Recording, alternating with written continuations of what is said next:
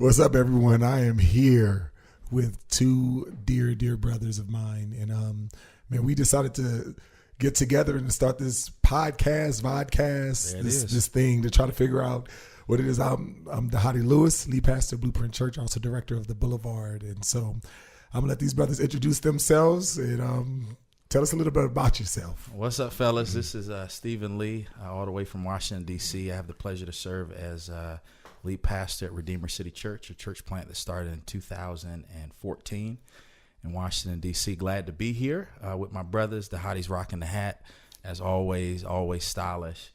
And so, man, we're glad to be here. Jorge's the real stylish brother. He is, man. So hopefully you're watching this on video so that you can see the beard game going with my man Jorge. So you guys are both rocking the beard. I'm a little jealous. We do. Because, for me, yeah, like, even if I don't shave for like 3 months, I just get like, brother, I probably look similar to brother. That's actually 4 months of facial hair for you, right? Yeah, there. yeah, it really is. So, it really is. So, But man, excited to be here. I think we've kind of dreamed a little bit about this. We've kind of talked about this for a little while of just kind of getting together and kind of processing just through life and things that we experience as pastors and husbands with the things that happen in culture. So I'm excited, man, to be able to just to have fun, man, and to kind of throw some things out and see what sticks and hopefully encourage some folks out there.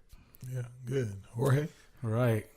We want to call you Jorge or George. Or like, don't confuse our audience. Yeah. You confused me early on in your life. Jorge's good.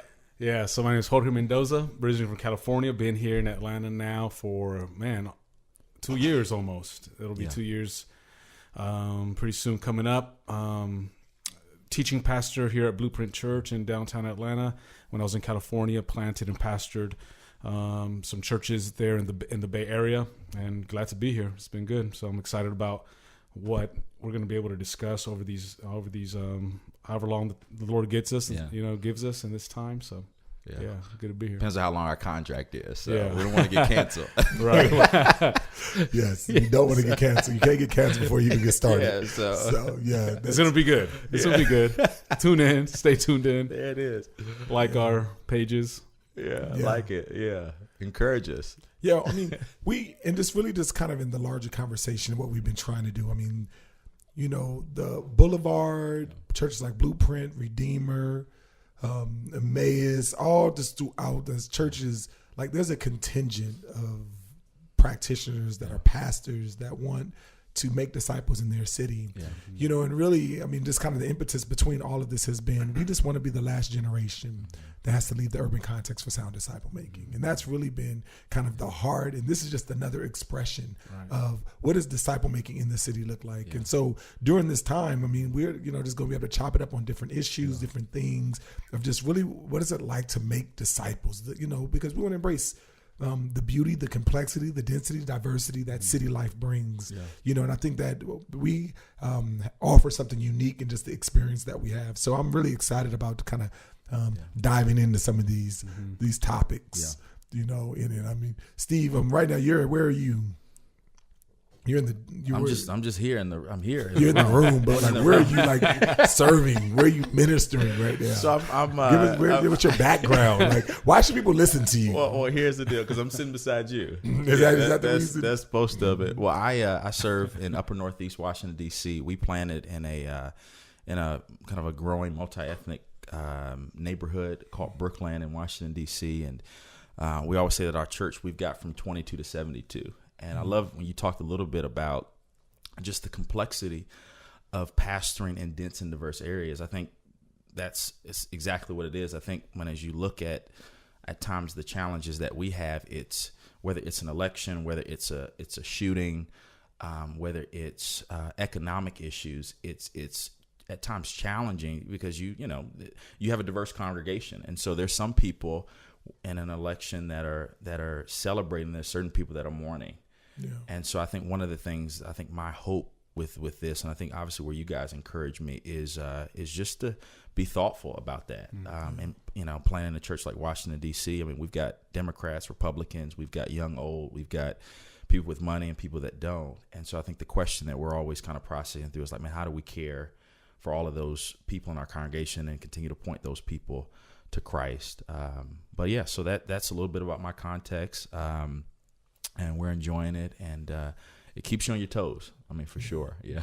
Yeah, no, that's a really good word. And, and so I think we decided, like, for these first few podcasts, what we're going to do is that we're going to focus in on really the country being divided. Yeah.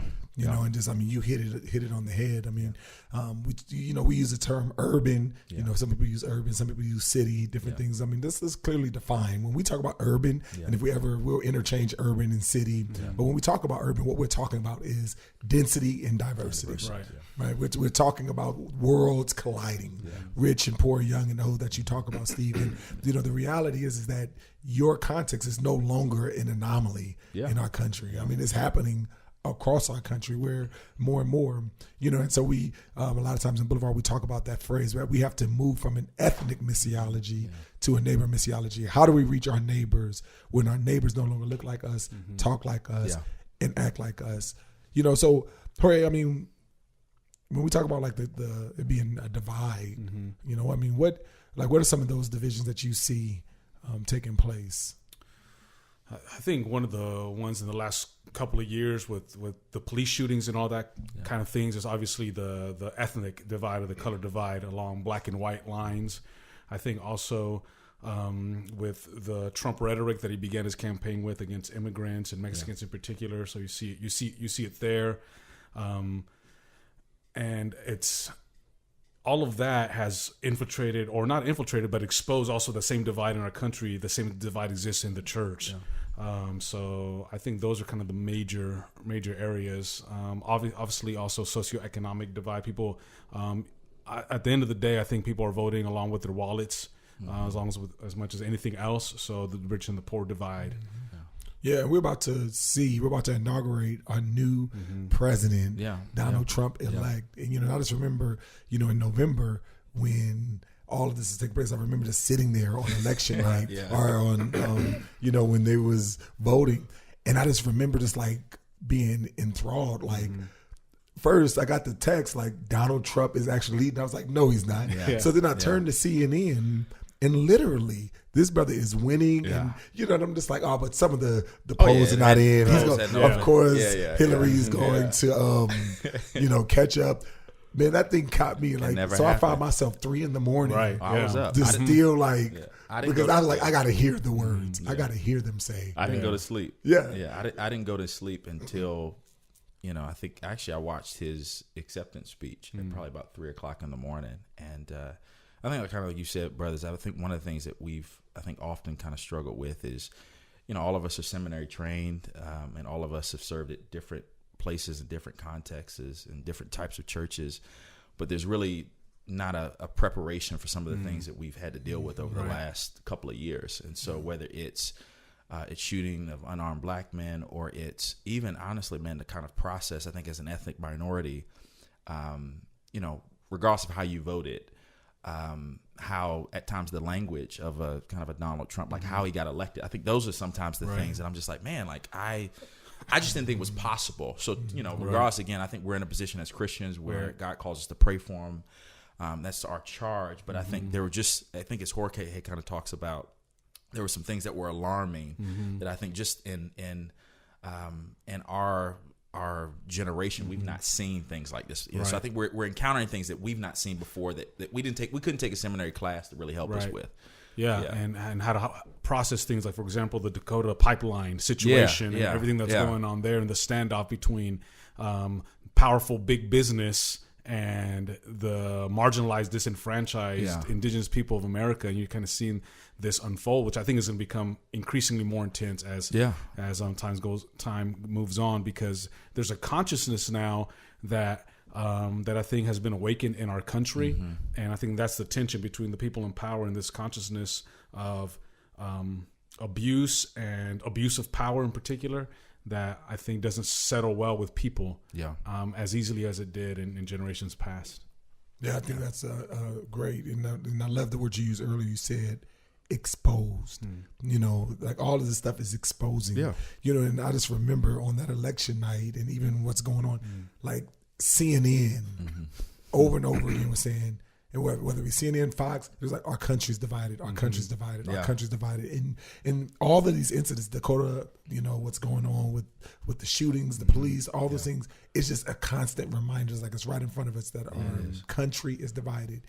And so what we were saying, like over these first few weeks, we're going to talk about what's the role of a believer in the midst of this, and we're going to look specifically at Philemon, the book of Philemon, and kind of look and kind of unpack that in these first episodes, and just saying what was Paul's role of two people who were at odds with one another, and justifiably, both sides. It's like, what is the role of it? Because a lot of times we can either be advocates.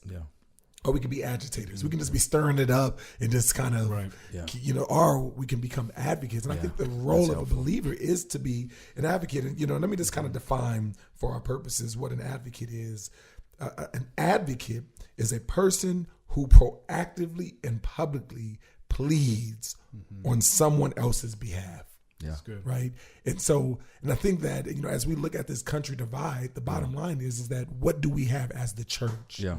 And I think that's the more striking thing, is that the country's divide, but all it really has done is expose that we're also divided. It does. Yes. Yeah. And so it's just like, and we always talk about, we cannot give what we do not have.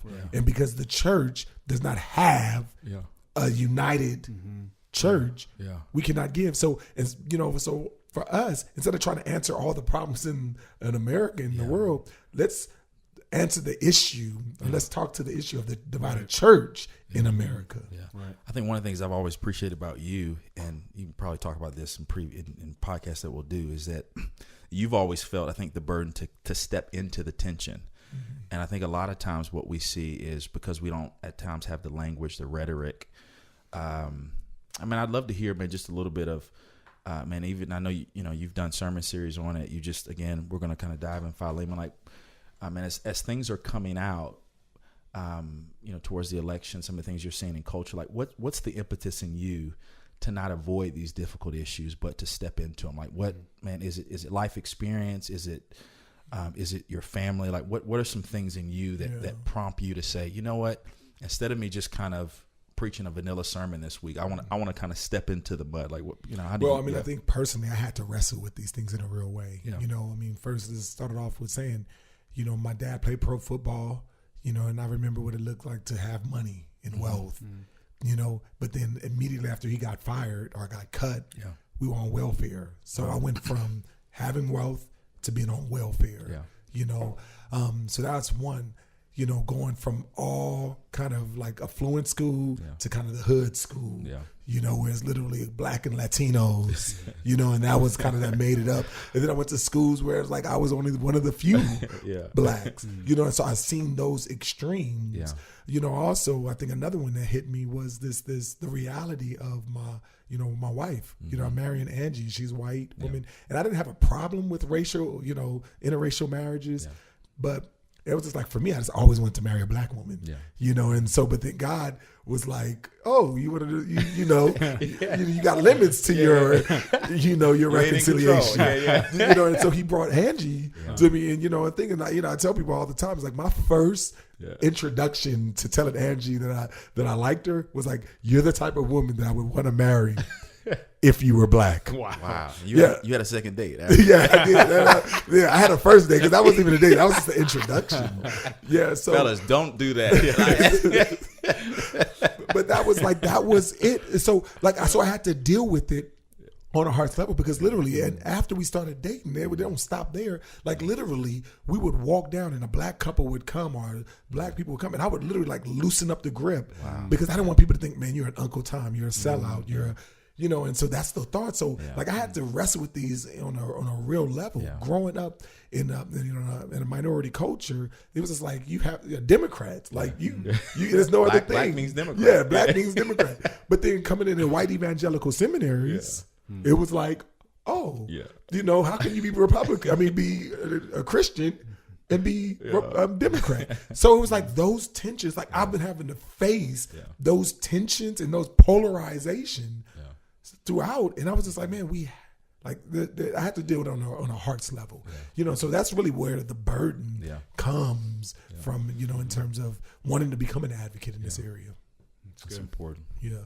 So we're gonna just hit these things, hit these topics. We're gonna dive in. We're gonna allow the scripture to be our baseline. We're gonna, again, our goal is to have this podcast, and we're gonna do 10 more kind of as an opening, and just really work through some, like, what are some of the principles of being an advocate, and we're just gonna take modern examples and modern things and just begin to talk through it. So excellent. We got anything else that we want to before? I'm looking forward to it. Yeah. All right. Well, let's get it. All right.